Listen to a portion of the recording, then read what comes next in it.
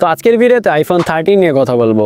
আপনারা যারা budget friendly একটা ক্যামেরা সলিউশন খুঁজতেছেন আজকের ভিডিওটি তাদের জন্য। তো আইফোন 13 এর ডিজাইন নিয়ে যদি কথা বলি, তো আইফোন 13 কিন্তু মোটেও পুরাতন ফোনের মতন লাগে না, কারণ আমরা আইফোন 15 পর্যন্ত কিন্তু সেম ডিজাইন লাইন আপ আমরা দেখতে পাই। আইফোন 16 এ যেটা পরিবর্তন করা হয়েছে, এছাড়া আইফোন 13, 14, 15 এ কিন্তু বেস ভেরিয়েন্টে সেম ডিজাইন ব্যবহার করা হয়েছে। আর এটা সামনের দিকে একটা super retina XDR OLED display ব্যবহার করা হয়েছে, যেটা 60 FPS এ। যদিও বর্তমানে ম্যাক্সিমাম ফোনে 120 FPS পাওয়া যায় অ্যান্ড্রয়েডের ক্ষেত্রে। তবে এখানে আমার কমপ্লেন করতাম যদি আইফোনের অন্যান্য ফোনে 120 FPS থাকতো। আপনারা জানেন যে আইফোন 16 পর্যন্ত বেস ভেরিয়েন্টে 120 FPS দেয়নি, ওরা 60 FPS দিয়েছে। ক্ষেত্রে কমপ্লেন করার কোনো স্কোপ কিন্তু অ্যাপেল রাখতেছে না, যদিও ব্যাপারটা স্যাড। তো আইফোন 13 এর আরেকটা পাওয়ারফুল দিক এখানে ব্যবহার করা হচ্ছে অ্যাপেলের A15 বায়োনিক চিপসেট। আমরা সবাই জানি অ্যাপেলের চিপগুলো কতটা পাওয়ারফুল হয়, আর A15 বায়োনিক চিপসেট কিন্তু অনেক পাওয়ারফুল। আপনারা এটা দিয়ে আপনাদের বেসিক যে কাজ কাম এগুলো তো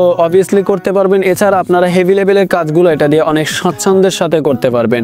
আপনারা যদি হেভি গেমিং করেন অথবা আপনি যদি ফোন দিয়ে কমপ্লিট ভিডিও এডিটিং করতে চান, সেই ক্ষেত্রে কিন্তু আপনার A15 বায়োনিক চিপ আপনাকে ফুল সাপোর্ট দিবে, কোনো ধরনের ল্যাগ হ্যাং এগুলো একদমই করবে না। আচ্ছা, একটা জিনিস মিস্টেক হয়ে গিয়েছিল, সেটা আইফোন 13 এ কিন্তু 4GB র্যাম ব্যবহার করা হয়েছে, যার কারণে আমাদের অ্যাপেলের যে নেক্সট যে ফিচারগুলো আছে, বিশেষ করে অ্যাপেলের যে AI রয়েছে, অ্যাপেল ইন্টেলিজেন্সগুলো, এইগুলো কিন্তু বেশি র্যাম কনজিউম করে। তাই আইফোন 13 কিন্তু আপনারা যে AI এর বেনিফিটস এগুলো বেশি একটা পাবেন না, ঠিক আছে? এই জিনিসটা আপনার মাথায় রাখতে হবে। তো এরপর কথা বলা যাক ব্যাটারি নিয়ে। আইফোন 13 এ 3240 mAh এর একটি ব্যাটারি ব্যবহার করা হয়েছে, যেটা মোটামুটি লেভেলে একটা ব্যাটারি বলা যায়। এটা দিয়ে আপনারা মোটামুটি একদিনের মতন ব্যাকআপ পেয়ে যাবেন, যদি কিনা আপনারা হেভি লেভেলের কোনো কাজ করেন, মানে আপনার সাধারণ ইউসেজ আপনারা একদিনের মতো ব্যাকআপ পেয়ে যাবেন। এখানে একটা ব্যাপার আইফোন 12 প্রোতে কিন্তু 2800 সামথিং ব্যাটারি ব্যবহার করা হয়েছিল। ওইটার সাথে কম্পেয়ার করলে এটা কিন্তু আপনারা ভালো ব্যাটারি ব্যাকআপ পেয়ে যাবেন।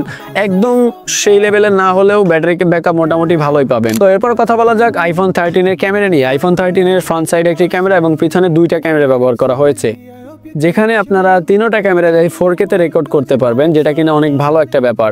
অনেক সময় হয়ে থাকে কি, যারা ব্লগিং করি তাদের ফ্রন্ট ক্যামেরা দিয়ে অনেক সময় রেকর্ড করা লাগে, সেই ক্ষেত্রে আপনারা কিন্তু এখানে 4K সাপোর্ট পেয়ে যাচ্ছেন। ভিডিওতে কিন্তু আপনারা অনেক ভালো একটা জিনিস পাচ্ছেন, সেটা গিয়ে সিনেম্যাটিক মোড। আপনারা জানেন যে আইফোন 13 এ কিন্তু অ্যাপেল প্রথম ইন্ট্রোডিউস করে আমাদের সাথে অ্যাপেলের সিনেম্যাটিক মোডের সাথে, যেখানে আপনারা গিয়ে DSLR এর মতন ভিডিও করতে পারেন। DSLR এর মতন ভিডিও বলতে এই যে পিছনে যে ব্যাকগ্রাউন্ড আমার ব্ল্যার দেখতেছেন, মানে ঘোলা দেখাচ্ছে, আইফোন 13 এ আপনারা ওইরকম ব্যাকগ্রাউন্ড খোলা করে ছবি তুলতে পারবেন। যদিও এখানে আপনারা এজ ডিটেকশন একদম 100% পাবেন না, বাট যতটুকু পাবেন আই থিঙ্ক আপনাদের মানে একটা ভালো ভিডিও এক্সপিরিয়েন্স দিতে পারবে। ফ্রন্ট সাইডের যে ক্যামেরা আছে না, ওইটা দিয়েও কিন্তু সিনেম্যাটিক ভিডিও সাপোর্ট পেয়ে যাবেন, কিন্তু ফ্রন্টের সিনেম্যাটিকটা অতটা ইমপ্রেসিভ না। মূলত ব্যাকে যে ক্যামেরা রয়েছে ওইটার সিনেম্যাটিক ভিডিওটা বেশি অ্যাট্রাকটিভ লাগে। আর যারা ভ্লগিং করে তারা মূলত একটা লেন্সই বেশি ইউজ করে, সেটা কি আলট্রা ওয়াইড লেন্স।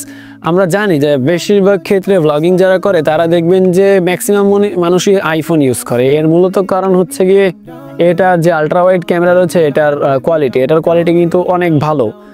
আমি একটা ভিডিও করেছিলাম আইফোন 11 নিয়ে, ওইখানে দেখবেন যে আমি ওখানে দেখাইছিলাম যে আইফোনের 11 এর যে আলট্রা ওয়াইড সেটা দিয়ে কত সুন্দর আপনারা ব্লগিং করতে পারবেন। এক্ষেত্রে আইফোন 13 দিয়ে কিন্তু আরো বেশি ভালো ব্লগ করতে পারবেন। তো আইফোন 13 মূলত কারা নেবেন? আমার মতে আইফোন 13 গিয়ে যাদের মূলত বাজেটের ভিতরে একটা ভালো ভিডিও সলিউশন পাবেন, যেটা আমি আগেও বলেছিলাম। বিশেষ করে 2025 সালে দেখবেন যে ম্যাক্সিমাম মানুষ ভিডিও করতেছে, কারণ কি আমরা জানি future is content. So maximum মানুষের একটা ভালো ভিডিও ডিভাইস লাগবে। সেক্ষেত্রে আপনারা যদি বিগিনার হয়ে থাকেন তাহলে আপনার বিশাল বাজেট নিয়ে ক্যামেরার পিছনে ইনভেস্ট করার কোনো প্রয়োজন আছে বলে আমি মনে করি না। আপনি এইরকম একটা ভালো ফোন দেখে আপনার কন্টেন্ট ক্রিয়েশন স্টার্ট করতে পারেন। সেক্ষেত্রে অবভিয়াসলি আপনারা আইফোন 13 কে আপনার লিস্টে রাখতে পারেন। তো এই ছিল আজকের ভিডিও, আশা করি আপনাদের কাছে ভালো লেগেছে। ইনশাল্লাহ দেখা হবে নেক্সট কোনো ভিডিওতে। আসসালামু আলাইকুম।